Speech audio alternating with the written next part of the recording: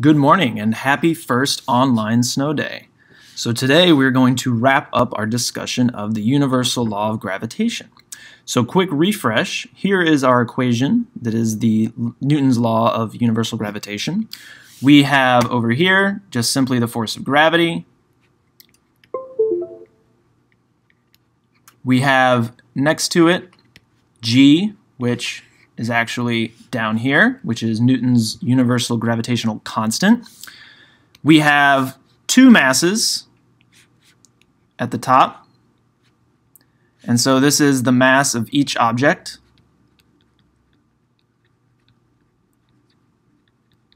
And then at the bottom we have not radius, but the radial is what it stands for, distance between the centers of each mass.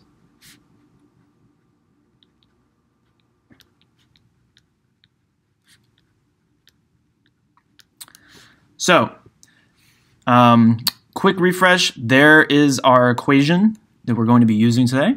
So let's go on and take a look at how we're going to use this.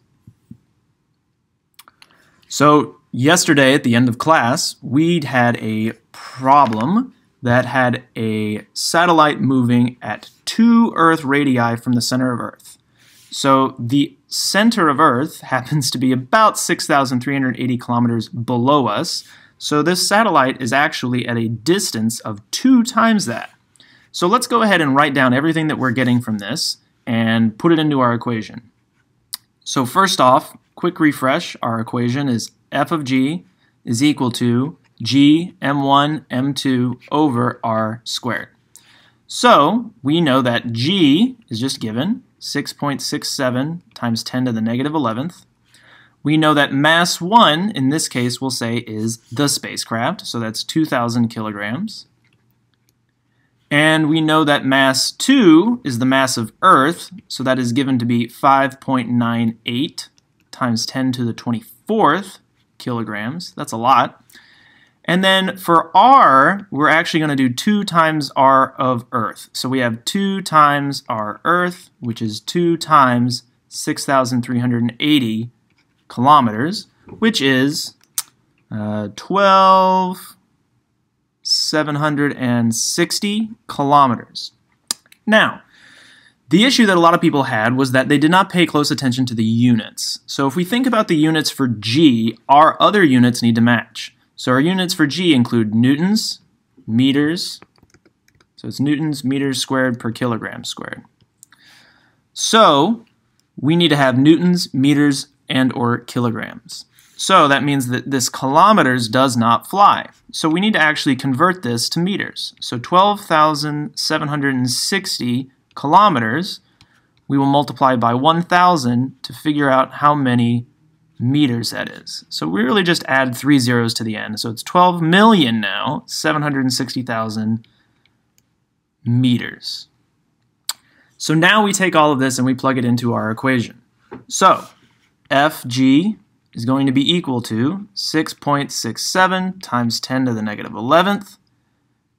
Then we have 2,000 kilograms times 5.98 times 10 to the 24th kilograms over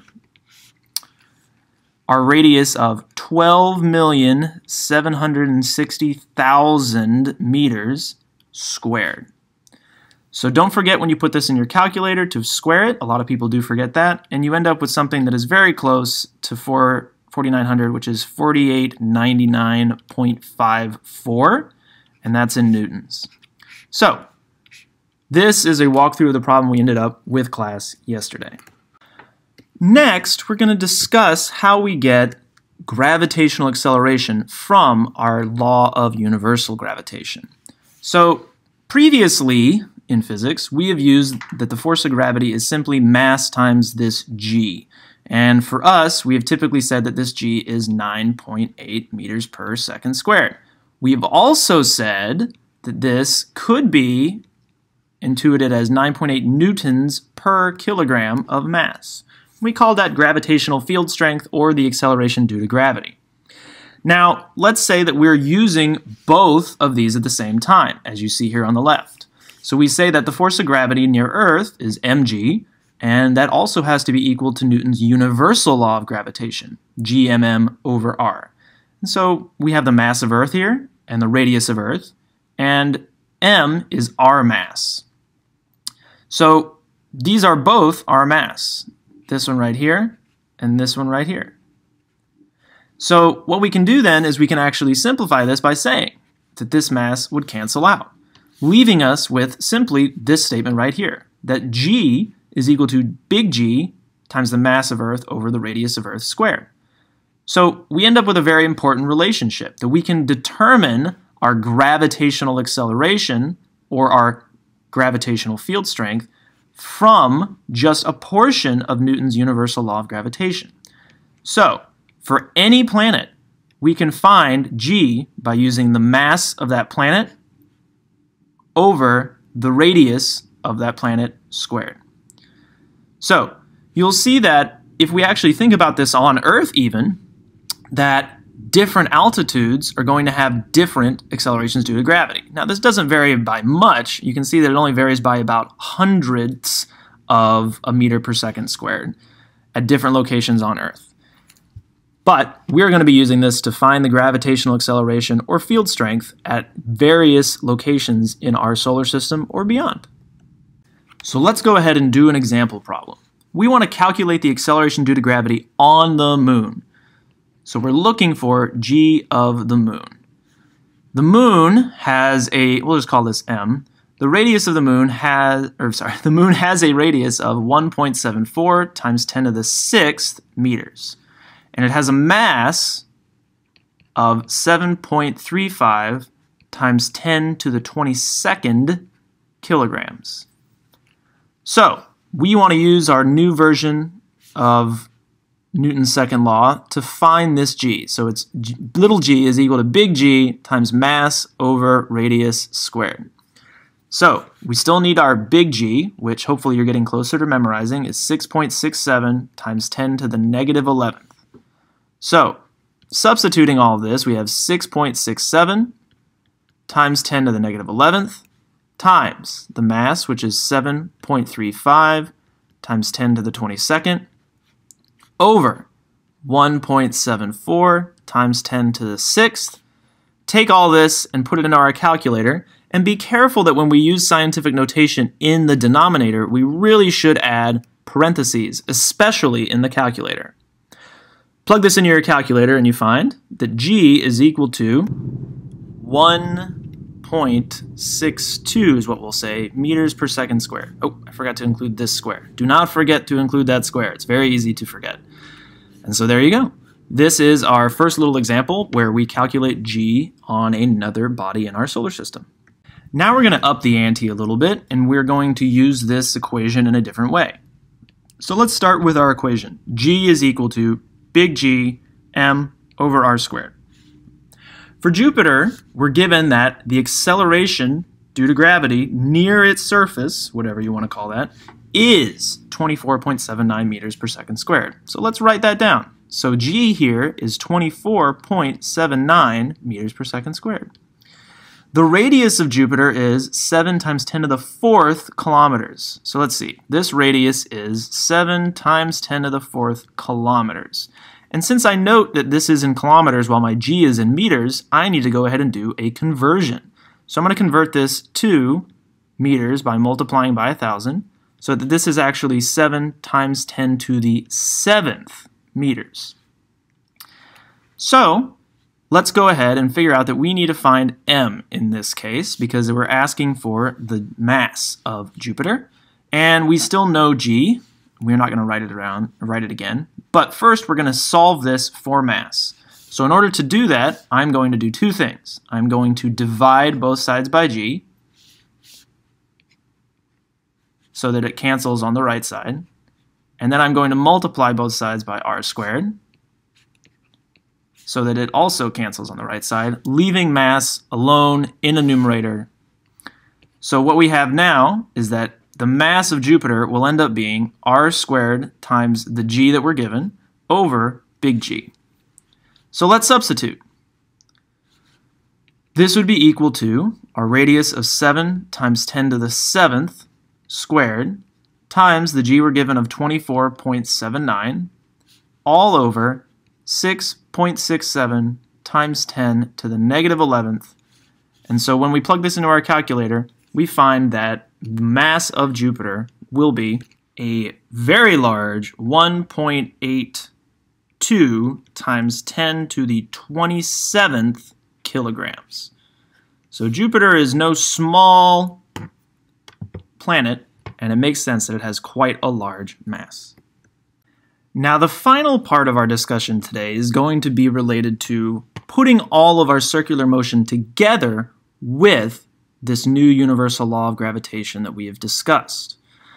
So in order to do that, we're going to talk about satellite motion a little bit more specifically.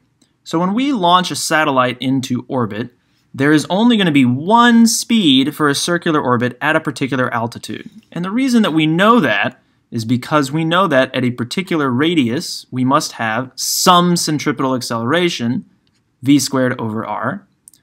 And the follow-up to that is that if we actually combine this with our Newton's second law, we actually see the following. Sum of forces centripetally for a satellite, so this is far from Earth, is going to be g times m, we'll just do 1 and 2, over r squared, is equal to mass times our circular speed, also over r squared.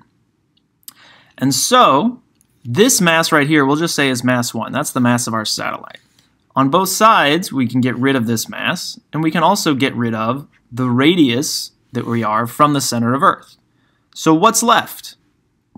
Simply that this speed is going to be equal to the square root of big G times m2. So this is a very interesting little output, but we can rewrite this several different ways. But the point is that the mass of what we're orbiting is a constant, and g is a constant. Therefore, there's only one circular speed for a given radius. So what we need to do is think about these different orbits real quick. So a circular orbit, right here, the circle, happens when we have a specific velocity. If we have too small of a velocity or too big of a velocity, we're going to end up with something that looks like an ellipse, where we get close to the planet on one end of our orbit and far away on the other. If we have too high of a speed, then there's even a possibility that we escape from Earth. And so you actually see how this varies from one orbit to another. If you have a circular orbit of 27,000 kilometers per hour, then if you add some kilometers per hour by burning on your engine, then you're going to move your circular orbit into an elliptical orbit. Then if you add even more, you can potentially escape from Earth. So, very interesting stuff. And it's worth at this point mentioning something that we've talked about before, that if something is moving in a circle, there's no force that is pushing it in that circle. It's just kind of falling over and over and over and over and over. So the force that's keeping this in a circular path, really, is the force of gravity. And so our satellite would continue on without gravity, and it's going to continue falling forever with gravity. So let's see how we can apply all of this in a larger example problem. So for this problem, we have a geosynchronous satellite, and I'd ask that you pause for a second and read this yourself before continuing.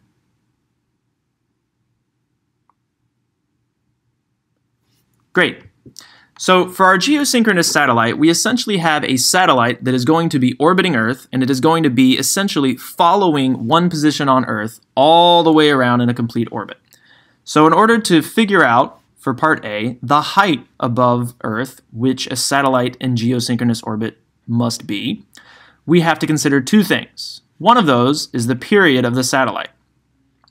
So the period of something in geosynchronous orbit has to be the period of Earth, which is 24 hours or 86,400 seconds. And you may want to double check that you know how to convert between those two.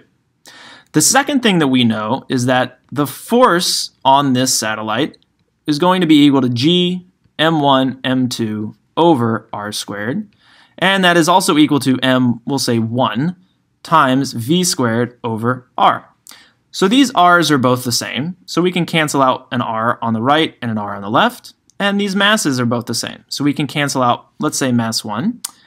And what this leaves us with is g times m2 over r is equal to v squared. So we're looking for height. So we are looking for something related to this r. So in order to do that, we need to know everything else. So let's go ahead and rearrange this real quick. So that means that r is equal to g times m2 over v squared.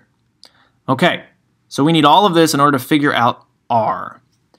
So g, we know, g is 6.67 times 10 to the negative 11th. We've used that several times today. M2 is the mass of Earth, which you may have to go back and look up, but I believe it is 5.98 times 10 to the 24th kilograms. And then v is a little bit different. So v here is a circular speed, and that is related to period. So circular speed is 2 pi r over period. Okay, well, we have a little bit of work to do then. So if we have 2 pi r, we actually need to do some work with our equation. So let's go ahead and do that. So if I start with this equation, I have r is equal to g m, we'll say 2 still, over, now we have 2 pi r over the period squared. Woof. All right, let's simplify this. So if we square everything in here and move the period squared to the top, we have g times m2 times period squared over 4 times pi squared times r squared. Ooh, okay, so now we have another r, which means we need to solve for r again. So we need to move this r over. So that leaves us with r cubed is actually equal to g times mass of Earth times period squared over 4 pi squared. Whew, all right, we're essentially done with this. So now we just need to figure out this r cubed and then r. So we have 6.67 times 10 to the negative 11th times our mass of 5.98 times 10 to the 24th times our period of 86,400 seconds, don't forget to square it, all over 4 times pi squared. So when you do this and you end up solving for r, so don't forget we need to cube root in the end here, so let's go ahead and signify that with a cube root. We'll actually put that here as well. We end up with an r of 4,225, and then we'll just give the rest zeros here, so we're rounding. So let's see, that is 42,250,000 meters. Hey, that's not the answer we had here. Ah, I know exactly why. The reason why is we are looking for the height above Earth's surface, and this is the radial distance from the center of Earth. So this is from the center of Earth. Therefore, we need to actually subtract the radius of Earth. So our height then ends up being, let's do a darker color, height is going to be this r minus the radius of Earth. So this, we'll say, is 42,000 kilometers, and the radius of Earth is 6,380 kilometers. We've used that a few times. So our height is actually going to be pretty much 36,000 kilometers. Okay, so a couple things that are very important here. One of those is being able to rearrange this equation. There will be some kind of quiz item or test item in the future that requires you to symbolically solve Newton's second law using the force of gravity. So let's continue. If we want to find the circular speed of this object, now that we know r, we can do that. So let's go ahead and do that. So the circular speed of our object is, as we said, 2 pi r over the period. So for b, we can just say 2 pi r over period. So we have 2 and pi. Our r is 4. Let's do 4.2 times 10 to the, let's see, that's 7th. And our period is 86,400 seconds. So that our circular speed ends up being 3,054 meters per second. And so that's not too hard. Finding the radius was much more difficult. Now the final question is, what happens to the speed if it's orbiting 200 kilometers above Earth? So now, if we have 200 kilometers, so height is equal to 200 kilometers, that means that our radial distance is going to be 6,380 kilometers plus 200, which is 6,580, or we can say 65, well, we'll convert it in a minute. So our radius is a little different. So our new circular speed is going to be 2 pi times 6,580,000, which is our new radius, over the same period? Or is that going to be the same period? Let's see. Does it have the same period? It doesn't necessarily say, so let's just assume that it is for right now and say that it is still 86,400 seconds. And so our new circular speed will be only 478.5 meters per second. Well, that is not correct at all. And the reason why is that we can't assume that it is going to have the same period. So, what do we do about this? Well, what we need to do is go in and actually look at the equation that we worked out in part A. So let's start with Newton's second law again. So Newton's second law says G m1 m2 over r squared is equal to mass 1 times v squared over r. And as we said before, we can cancel out the mass 1, we can cancel out one of the radii, and this leaves us with an important equation, that the circular speed is equal to the square root of g times m2 over r. So we know g, we know the mass of Earth, and we know now the radius, which was 6,580 kilometers. So our circular speed then ends up being the square root of 6.67 times 10 to the negative 11th times the mass of Earth, which was 5.98 times 10 to the 24th, over our new radius of 6.58 times 10 to the 6th meters.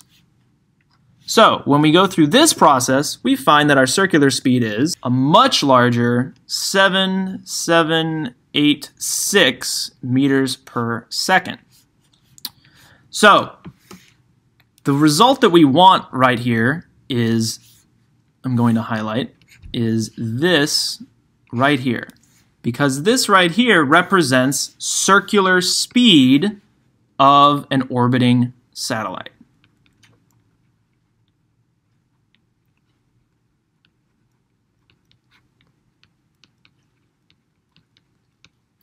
And this is one of the reasons that solving symbolically is so important.